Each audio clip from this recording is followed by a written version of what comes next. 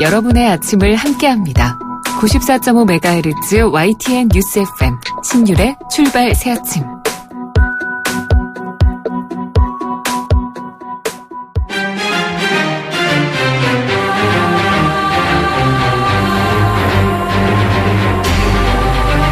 매일 아침을 뉴스로 깨웁니다.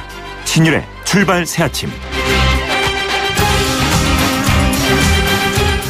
어제 반기문 전 유엔 사무총장이 귀국했습니다. 공항이나 서울역에는 정말 수많은 인파가 몰렸었는데요. 이런 반 전 총장의 귀국으로 대선 레이스는 이제 본격적인 궤도에 올랐습니다. 반 전 총장은 공항에서 패권과 기득권을 타파하겠다면서 정권 교체가 아닌 정치 교체를 역설했습니다. 중요한 점은 이제부터 반 전 총장의 능력이 본격적인 시험대에 오르게 됐다는 점입니다. 거기에는 검증에 대응하는 위기관리 능력도 포함되어 있습니다. 또 하나 주목할 점은 앞으로 반 전 총장이 어떤 정치 행보를 하느냐, 다시 말해서 특정 정당을 선택하느냐, 아니면 이른바 제3지대에서 세력을 규합하면서 느슨한 정치 연대를 추구하느냐 하는 점입니다. 이런 선택에 따라서 대선 판도도 요동칠 겁니다. 어쨌든 이제 정치의 계절은 본격적으로 시작됐습니다. 신율의 출발 새 아침, 오늘 순서 시작합니다.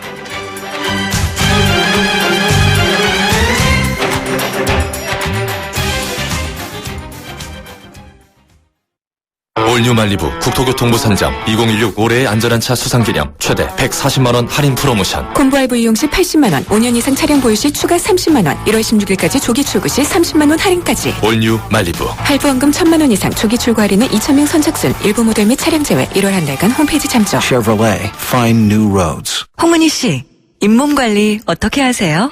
잇몸 관리요? 양치 잘하고 치과도 다니고, 그리고 하나 더. 인사돌 플러스. 염증에도 좋고 들뜬 느낌도 꽉 잡아주니까요. 잇몸 건강에 인사돌 플러스. 써본 후의 차이요? 직접 느껴보세요. 동국제약. 안녕하세요, 안성기입니다. 힘든 때일수록 따뜻한 명절이 그립습니다. 가족이 서로에게 힘이 될 수 있도록 이번 설에도 엄지척 해주세요. 힘이 되고 싶은 당신께만큼은 정관장. YTN 라디오 신율의 출발 새아침. 예, 지금까지 들어온 뉴스 정리해 보겠습니다. 백병규 시사평론가 스튜디오에 나와 계십니다. 어서 오십시오. 안녕하십니까. 예. 자, 이재용 삼성전자 부회장에 대한 박용수 특검팀의 조사. 이제 30분 후에는 귀가할 예정이다. 지금 이렇게 나오고 있죠, 속보가요? 네. 예. 일단 이제 귀가는 시킬 모양인데. 예. 그 이후에 사법 처리를 어떻게 하느냐. 예. 이제 이게 관건이죠. 예. 네. 과연 이제 그 검찰이 특검이 이제 그 구속영장을 좀 신청을 할 것인지. 예. 이게 주목이 되는데 어제 오전 9시 30분에 그 출두하지 않았습니까? 예. 그러니까 21시간 넘게 조사를 받고 있는 셈인데 한 1시간 전부터 이제 마지막 이 조서를 확인하는 이런 단계에 있다고 하죠. 예. 이 변호인을 이제 대동을 했죠. 그래서 뭐 2명이나 같이 대동을 해서 아주 꼼꼼하게 이제 조사를 받은 것 같고요.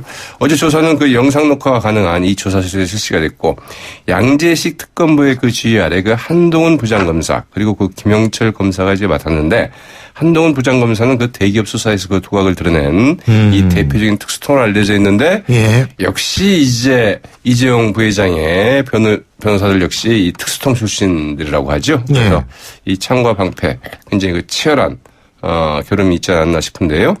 어제 오후 2시에는 그 최순실 일가에 대한 그 특혜 지원의 그 실무를 맡아왔던 그 박상진 삼성전자 사장도 소환이 돼서 이제 그 조사를 받고 있습니다. 예. 이 특검 대변인 그 이규철 특검보 이 뇌물죄와 위증 혐의 이외에도 배임과 횡령 혐의도 그 조사 대상에 포함된다고 밝힌 바 있는데 예. 특히 이제 그 배임 혐의를 가지고 치열한 그 다툼을 좀 벌이고 있는 것 같죠. 이재용 부회장 어제 점심은 6천 원짜리 도시락, 저녁은 자장면을 먹었다는 소식이고요. 아유, 이 부회장님이 삼성전자 부회장님이 이런 서민적인 음식을 잡수셨네요. 네, 이제 뭐 평소에도 그러신지는 이제 모르겠고 이 최순실 씨의 그 딸 정유라 씨의 그 이화여대 그 학사비리 의혹의 핵심 인물이죠. 예. 김경수 전 그 이대 신산업융합 대학원장. 예. 어제 상당히 그 다른 모습으로 나오지 않았습니까? 머리 대화는 완전히. 예. 어젯밤 한 11시 35분께 14시간의 조사를 받고 일단 뭐 건강 문제 등을 고려를 해서 귀가를 시킨 것 같습니다. 근데 사실 이 삼성전자 이재용 부회장의 문제는 어떤 그 사실관계가 어떻게 되느냐에 따라서 우리의 노후 자금에 관한 문제도 또 연결이 되지 않습니까? 바로 국민연금. 예, 그렇죠. 그렇기 때문에 이게 한 회사의 문제가 아니라 사실은 온 국민의 문제다. 이렇게 네. 볼 수 있는 거 아니겠어요? 그렇죠. 예. 자, 반기문 전 유엔 사무총장 제가 앞서 말씀드린 대로 어제 귀국을 했는데 인천공항, 서울역은 그 무슨 촛불 집회에 막 몰려다니는 그 정도로 사람이 몰렸더라고요. 그렇죠. 국민과 국가를 위해서 몸을 불사를 의지가 있다. 예. 어제 이제 오후 5시 30분경에 그 인천공항으로 귀국한 반기문 전 유엔 사무총장 이 귀국 기자회견에서 이제 한 말이었죠. 네, 말씀하신 것처럼 뭐 인천국제공항 입국장도 이 환영 인파로 아주 그냥 상당히 좀 북새통을 좀 이뤘는데요. 여기에 뭐 취재진까지 더해서 아주 북새통이었습니다. 반기문 전 총장은 그 나라와 사회가 그 정쟁으로 더 분열되는 것은 재앙이다. 이 정권 교체가 아니라 정치 교체를 할 때다. 이렇게 목소리를 높이기도 했습니다. 뭐 대선 출마 의지를 이제 분명히 한 것으로 이렇게 풀이가 되고 있죠. 또 그 역사는 그 2016년을 기억할 것이다. 광장의 민심이 만들어낸 기억. 좋은 나라를 만들기 위해 하나가 됐던 것을 기억할 것이다. 이렇게 얘기를 했는데요. 이 박근혜 대통령 측과는 이제 분명하게 그 선을 그은 것으로 이렇게 해석이 되고 있습니다. 반기문 전 총장 말씀하신 것처럼 이 공항열차로 이제 서울역까지 가서 승용차 편으로 산왕동 자택에 그 13년 만에 귀가를 했는데 어제 저녁 8시 20분 정도 됐다고 하죠. 이 지역 주민들에게 정윤호는 이 닭띠의 해이다. 닭은 이 새벽을 알린다. 이런 말을 하기도 했다고 합니다.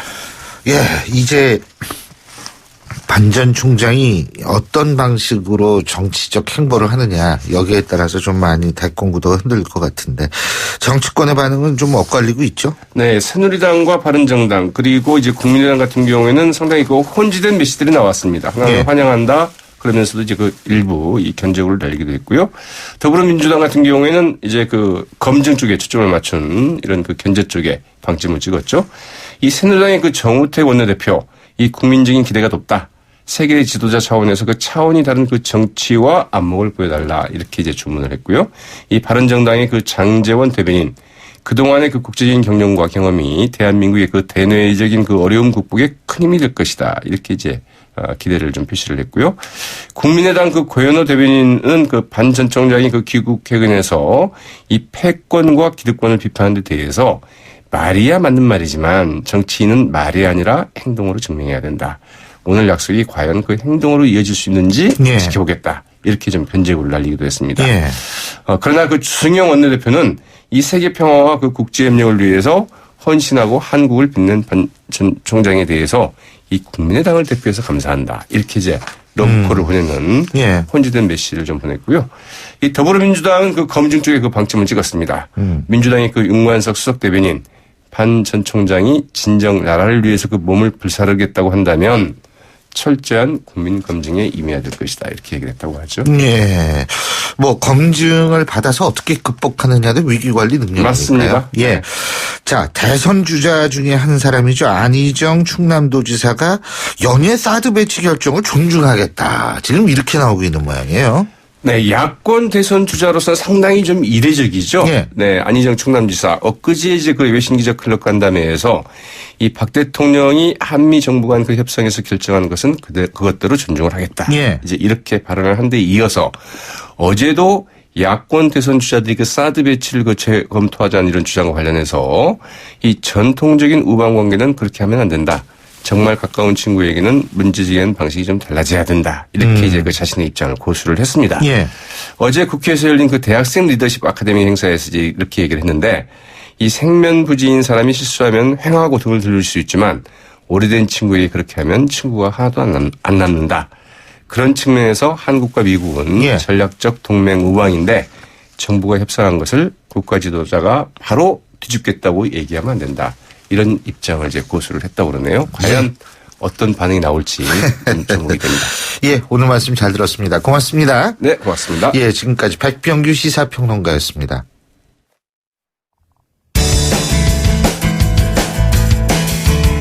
여러분은 지금 FM 94.5MHz로 방송되고 있는 신율의 출발 새 아침을 듣고 계십니다. 의견 주실 분은 짧은 문자 50원, 긴 문자 100원의 이용료가 드는 휴대전화 문자메시지 우물정 0945번으로 의견 남기실 수 있습니다.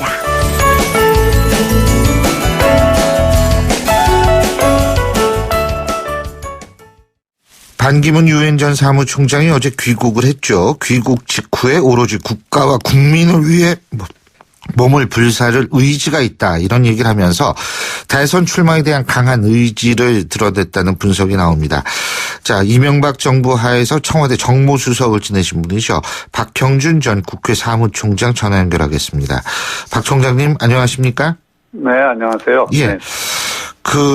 지금 이제 반 전 총장이 귀국을 했는데, 네. 지금까지 이제 드러난 부분, 지금까지 이제 검증으로 제기된 부분이 박연차 23만 불인가요? 그 뇌물수수 의혹 부분이 있고요. 근데 여기에 대해서는 전면 부인을 했죠. 그리고 동생과 조카 기소 부분, 뉴욕에서 기소를 당했죠. 여기에 대해서는 정말 송구하다, 이렇게 밝혔는데, 자, 이런 검증이 이제 좀 시작될 것이다라는 의견이 나오는데, 이런 부분과 관련해서 어떤 말씀을 해 주실 수 있겠어요? 그 대선에서의 검증이라고 하는 것은 사실 사실보다 중요한 것이 네, 프레임이라고 할 수 있겠습니다. 그러니까 이런 어떤 검증이라든지 소위 네거티브 공세에 대해서 이것을 도덕성 흠결 프레임으로 가둬놓느냐, 아니면 네거티브 정치 공작 프레임으로 가두느냐, 이 경쟁이라고 봅니다. 당연히 그 사실은 사실대로 명확히 하면서 프레임 대결로 갈 수밖에 없다, 이렇게 생각을 하는데요. 뭐 돌이켜보면 아시겠지만은 과거 대선에서 아무리 사실을 밝히더라도 의혹 공세는 계속 이어질 수밖에 없거든요. 예를 들어서 이해창 후보는 이 검증 프레임에서 도덕성 흠결 프레임에 갇혀서 실패한 케이스고요. 2007년 대선에서 이명박 후보는 그 당시 BBK를 비롯해서 엄청난 네거티브 공세가 있어도 이게 별 실효를 거두지 못했거든요. 그 당시에는 무능정권 심판이라는 프레임하고 또 이 네거티브 정치 공작이다라고 하는 그런 프레임이 제2의 그 김대엽 공작이다, 이런 프레임이 그 국민들에게 어느 정도 설득력을 가졌기 때문에 이게 그 지지율에 별로 영향을 주지는 못했습니다. 그래서 이번 그 검증 과정도 사실관계는 사실관계대로 똑부러지게 설명을 하고 밝힐 건 가는 과정이 한편으로 필요하지만 다른 한편으로는 어떤 프레임으로 이걸 대항하느냐에 따라서 아마 그 반기문 후보 측의 정치력이 시험되어 오를 것이라고 봅니다. 근데 바로 어떤 프레임으로 만들어가느냐, 이게 바로 위기관리 능력 아니겠어요? 네, 그렇습니다. 그게 정치력이죠. 근데 이제 문제는 그것이 선거에서의 어떤 후보와 캠프의 역량이라고 볼 수 있겠습니다. 자, 후보와 캠프의 능력, 그 역량, 그리고 개인의 어떤 정치력, 이런 말씀 하셨는데, 어떻게 평가하세요, 지금 반기문 전 총장에 대해서? 어제 와서, 생각보다는 굉장히 강한 톤으로, 자신의 의사를 표명하지 않았습니까? 한마디로 외교관 반기문에서 정치인 반기문으로의 변화를 천명했다고 보고요. 어제 그 메시지가 외교적 언사가 아니라 대부분 정치적 담론으로 이루어져 있기 때문에 이를 통해서 아마 강한 권력 의지를 표명하고 또 이 기존 정치권에서의 정권 교체 프레임에 맞서 정치 교체 프레임을 걸었지 않습니까? 그래서 한번 정면으로 승부를 하겠다, 이런 의지를 국민들에게 보여준 걸로 봐서 기존에 이제 반기문 총장이 갖고 있었던 이미지보다는 훨씬 강한 이미지를 주려고 했던 것 같아요. 이게 성공했다고 보세요? 그 성공 여부는 뭐 제가 평가할 문제는 아니지만, 지금은 반기문 총장 입장에서는 국민들의 관심 지수와 기대 지수를 높여가는 것이 제일 필요한 것 아니겠습니까? 그런 면에서는 관심과 기대 지수를 높이는 데는 일조했다고 봐야죠. 근데 지금 이제 정치인 반기문으로서 변신했다 말씀하셨는데, 이제 앞으로 어떤 행보를 보이느냐, 이런 건데, 사실상 느슨한 정치 연대를 통해서 이른바 권력 분점을 현실화하는 그러한 공약을 내세울 것이다라는 그런 분석도 가능하다고 하는데, 어떻게 보십니까? 그게 이른바 이 제3지대 빅텐트론인데요. 예. 이건 뭐 제가 개인적으로 예. 한국 정치 미래를 위해서 꼭 필요하다고 2년 전부터 주장해왔던 것이기도 합니다. 사실은 이 진영론에 갇혀 있는 또 적대와 분노와 분열의 정치, 또 지역주의 정치 이런 것이 이제 87년 체제의 특성인데 이걸 극복하기 위해서는 새로운 정치 주체 또는 새로운 정치 질서가 필요하다는 것이 제3지대론의 요지입니다. 그런데 어제 반 총장이 얘기하는 정치 교체도 이런 맥락을 담고 있는 것으로 보여요. 우선은 지금의 정당들은 이 기존의 그런 대립적 정치 질서의 한 축이 됐던 정당들이기 때문에 이 중 어느 하나에 몸담는다면 정치 교체를 하기 어려울 것이라는 판단이 있는 것 같고요. 제 생각으로는 아마 설 이전까지는 제3지대에서 분명히 홀로설 수 있다라고 하는 것을 보여주는 전략으로 갈 것 같고요. 설 이후에 그것이 공고히 된다 그러면 다른 세력들과 연대하는 과정을 거치게 될 것입니다. 그런데 제가 보기에는 이 그 과정이 국민들에게 정치적 야합으로 비칠 것이냐 아니면 새로운 정치 질서를 만드는 과정으로 비칠 것이냐 이것이 이제 중요하다고 보는데요.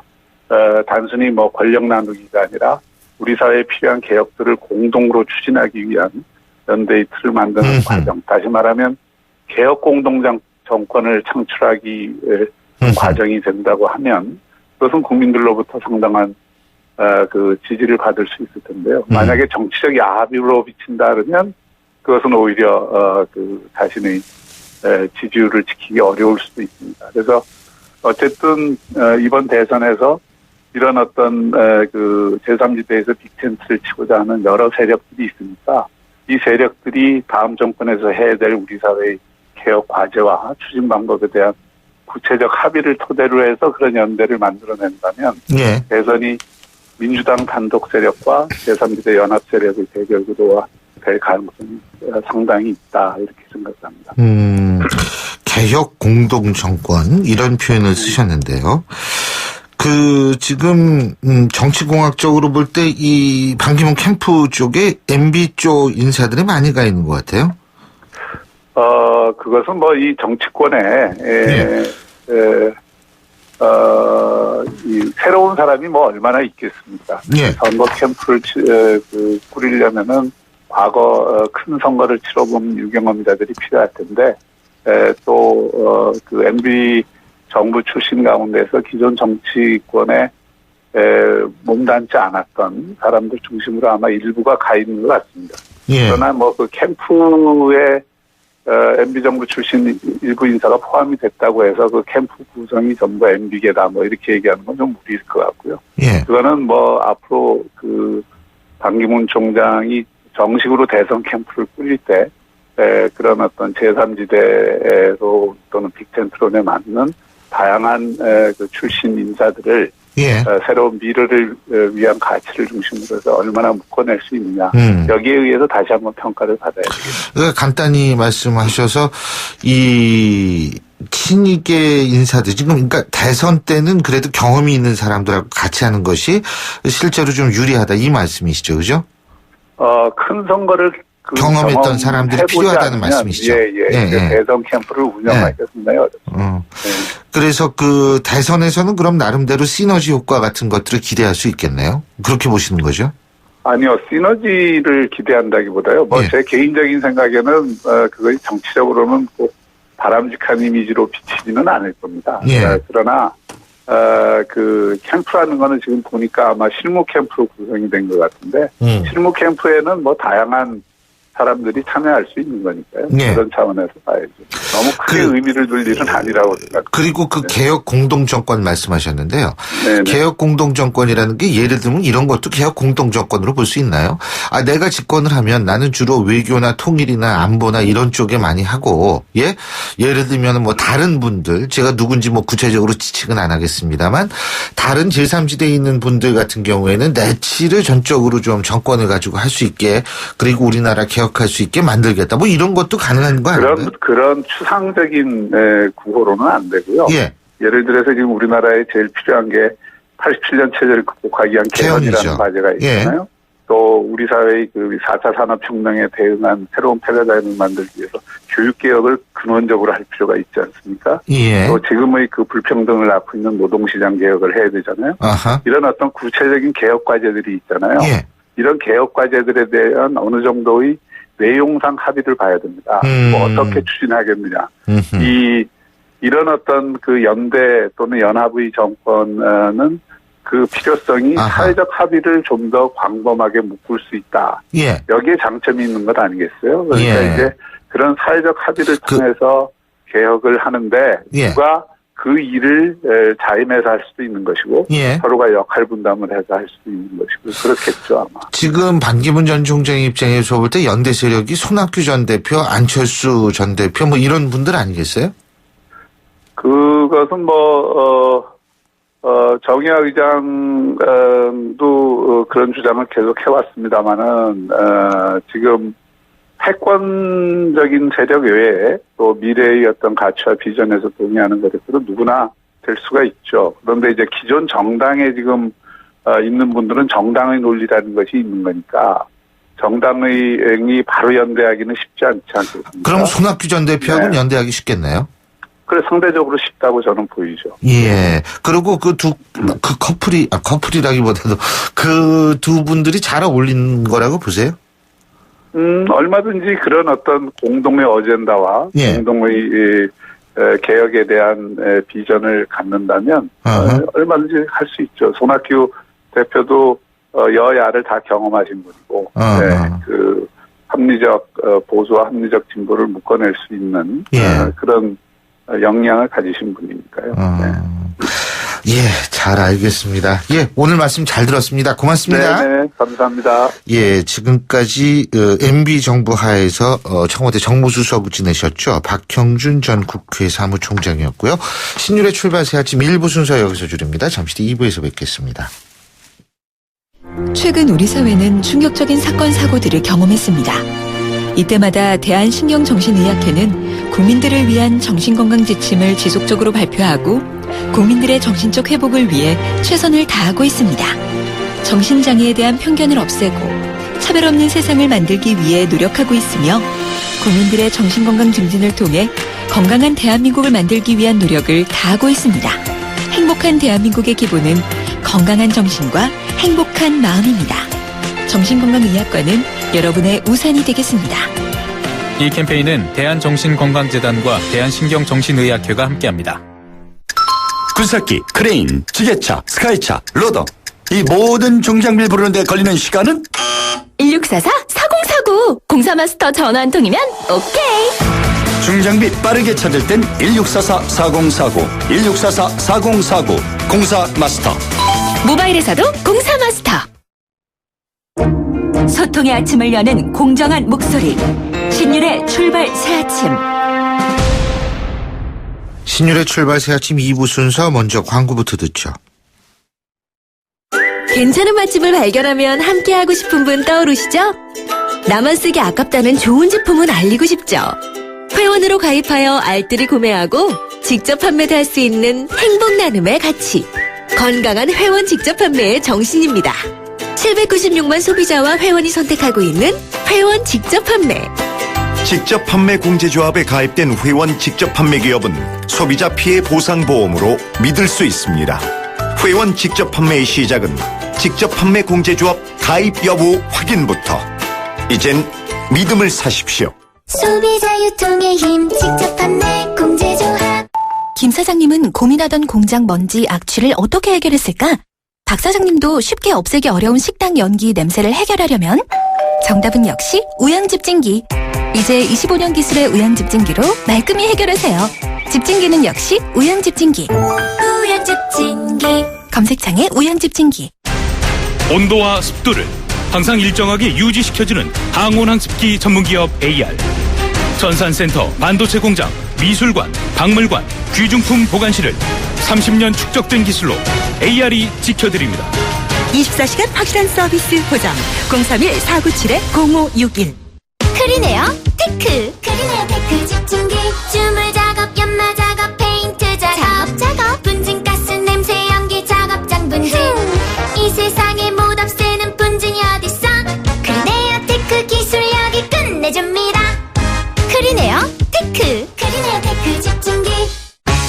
쉐비 뉴이어.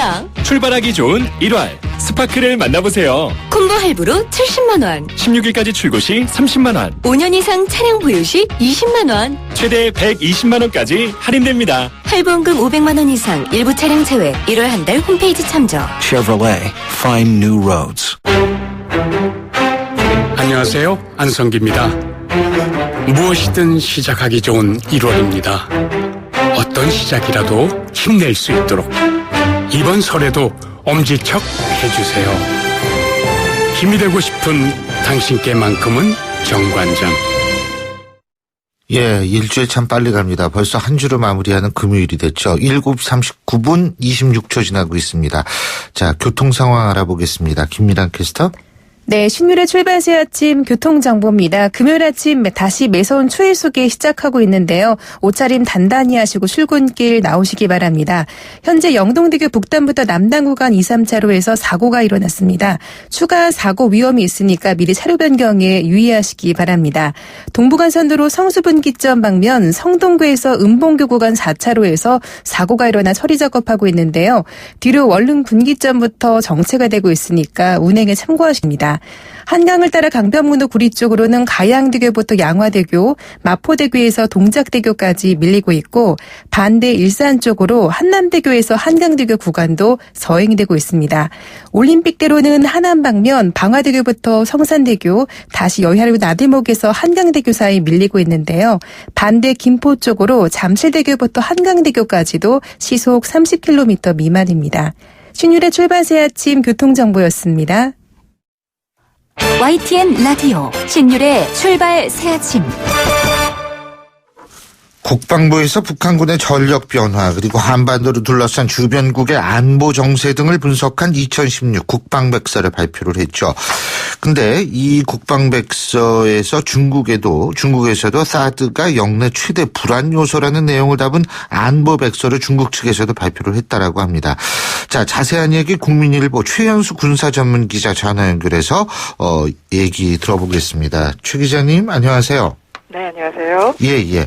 자, 국방백서 말입니다. 가장 눈에 띄는 부분, 우리나라 국방백서요. 가장 눈에 띄는 부분 꼽으신다면 어떤 거겠어요? 아무래도 가장 큰 위협이 되고 있는 북한의 핵 위협에 대해서 어느 정도 평가하고 있느냐가 가장 큰 관심이 좀 되겠죠. 예. 그렇군요. 저는 제일 큰 관심이 박근혜 대통령 사진은 거의 빠지고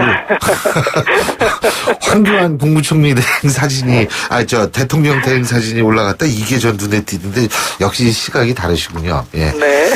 자, 지금 북한 핵 위협에 대한 평가 말씀하셨는데 네네. 어떻게 평가되고 있습니까 지금?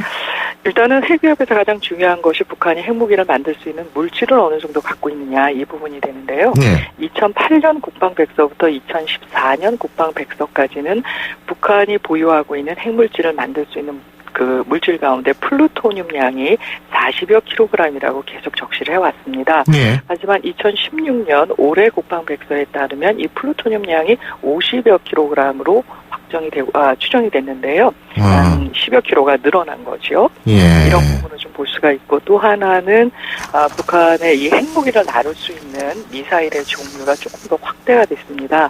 예전에 스커드 노동, 그다음에 무수단, 대포동이었었는데요.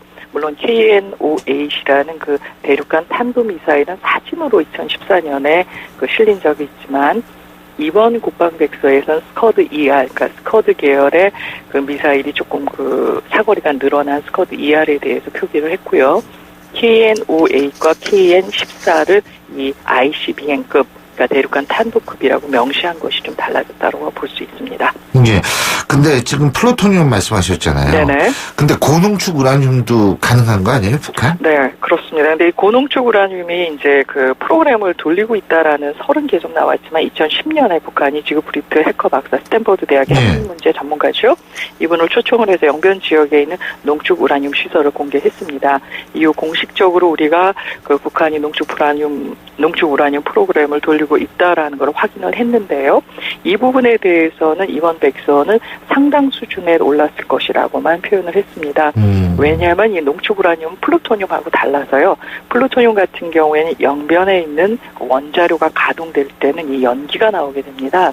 이 부분에 의해서 어느 정도 그러니까 가동했던 시점이라든가 또 폐연료봉은 어느 정도 돌렸을 것이다 이런 거를 판단을 해서 추정량을 좀 나올 수가 있는데 이 고농축 우라늄 같은 경우는 굉장히 소규모인데다가 어디서 하고 있는지를 확실히 알 수가 없습니다. 그렇죠. 그래서 이번에도 상당한 수준에 올랐을 거라고는 평기를 했지만 구체적으로 어느 정도까지 보유하고 있다라고까지는 밝혀내지는 못했습니다. 예.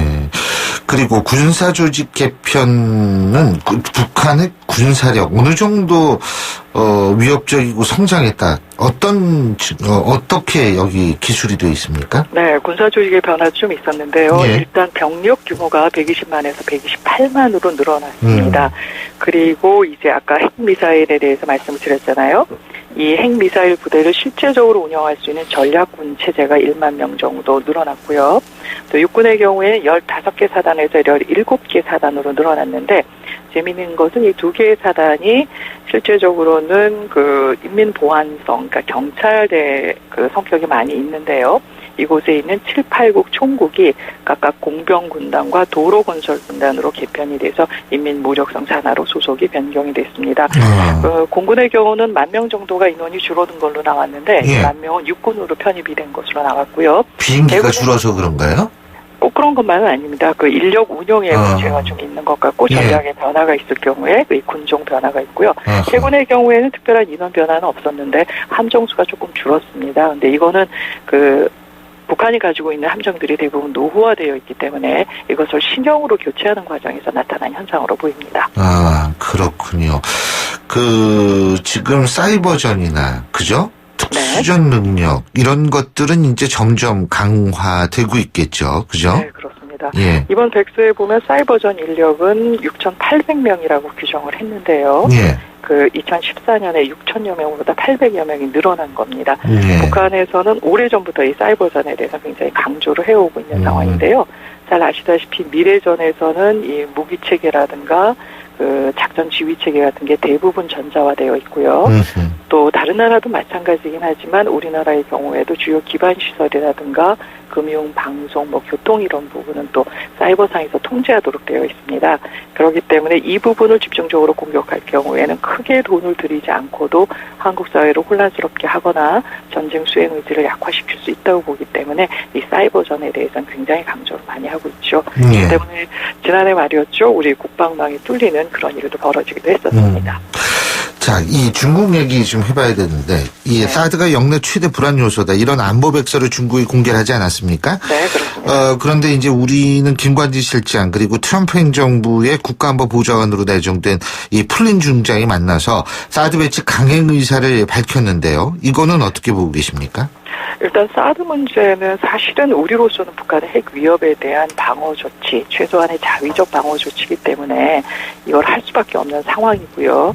또 중국의 입장에서 보면은 이 사드라는 것을 단지 한국이 북한을 막는 거라고 보기보다는 이 중국에 대한 견제로 좀 보고 있습니다. 그래서 사드를 순수하게 군사적인 부분보다는 미중 간의 힘겨루기라든가 아니면은 지금 규정되어 있는 미중 간의 전략적인 균형을 깨트린다라고 보고 있기 때문에 이런 갈등 상황이 지속이 되고 있는데요.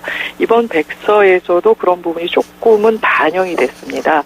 이 백서에 보면은 한중 국방 교류 협력에 대해서 한국의 양국은 이 성숙한 전략적 협력 동반자 관계에 부응하도록 국방 교류 협력을 지속한다라고 나와 있는데요. 2년 전 백서에만 보면은 이 국방 교류 협력을 지속적으로 확대한다라고 강조를 해놨습니다만 이번엔 이 확대 부분이 좀 빠진 것으로 봐서는 이 한중 간의 사드를 둘러싼 약간의 불편한 부분이 반영된 것은 아닌가 하는 생각이 들고요.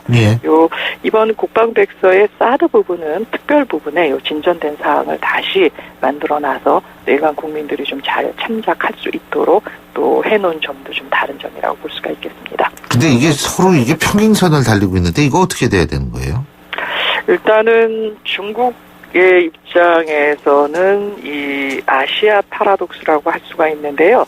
이 아시아를 두고 미중 간의 치열한 기싸움이 계속되고 있지 않습니까? 이런 면에서 사드를 배치하는 것을 중국 쪽에서 허용하게 되면 앞으로 미국이 더 많은 전략 무기를 아시아에 배치할 때 이거를 막을 명분이 없다라고 좀 판단을 하고 있는 것 같습니다. 그렇기 때문에 굉장히 극렬하게 막고 있는데요. 저희가 할 수 있는 방법은 우리로서는 자위적인 부분이고 이 문제를 제공한 것이 북한의 핵 위협이 고조되기 때문에 저희가 사드 배치를 주한 미군에 배치되는 건데요. 이걸 허용하게 된 것이잖아요. 네. 그래서 중국으로 하여금 사드가 이렇게 너희들에게 불편하게 느껴진다면 북한이 핵과 미사일을 더 이상 개발하지 않도록 그래서 한반도에서 위협이 되지 않도록 애를 써달라. 그래서 북한의 핵 위협이 만약 제거된다면 사드는 언제든지 다시 본토로 갈 수 있다라는 점을 좀 강조해서 중국의 명분을 좀 약화시켜야 될 필요가 있지 않나라는 생각이 좀 듭니다. 그리고 이 문제는 중국이 한국에게 압력을 가할 것이 아니라 미중 간의 이 얘기가 되어져야 되는 부분이거든요. 미국이 설치하는 부분이기 때문에. 그래서 우리로서는 이걸 정말 그렇게 문제가 된다면 미국과 직접 얘기를 해서 이 부분에 대해서 미국이 다른 형태의 어떤 그 방어 무기를 가져오게 하든지 이렇게 하는 것이 맞지 우리를 이렇게 강대국이 약한 나라를 팔을 비틀듯이 이렇게 하는 것은 옳지 않다라는 점을 좀 강조해야 될 것 같고요. 또 중국이 내세우는 평화 5원칙 가운데 하나가 다른 나라의 내정에 간섭하지 않는다는 부분이 있습니다. 이 부분에 의거하면 지금 중국이 하고 있는 것은 그런 원칙도 위배되는 점이라고 봐야 되겠죠? 예, 잘 알겠습니다. 아주 똑부러지게 말씀을 잘 해주셔가지고요. 그냥 귀에 쏙쏙 들어왔습니다. 예. 자, 오늘 말씀 여기까지 듣죠. 고맙습니다. 네. 예, 지금까지 국민일보 최현수 군사 전문 기자였고요. 신율의 출발 새 아침 2부 순서 여기서 줄입니다. 전 뉴스 들으신 이후 8시 10분 3부에서 뵙겠습니다.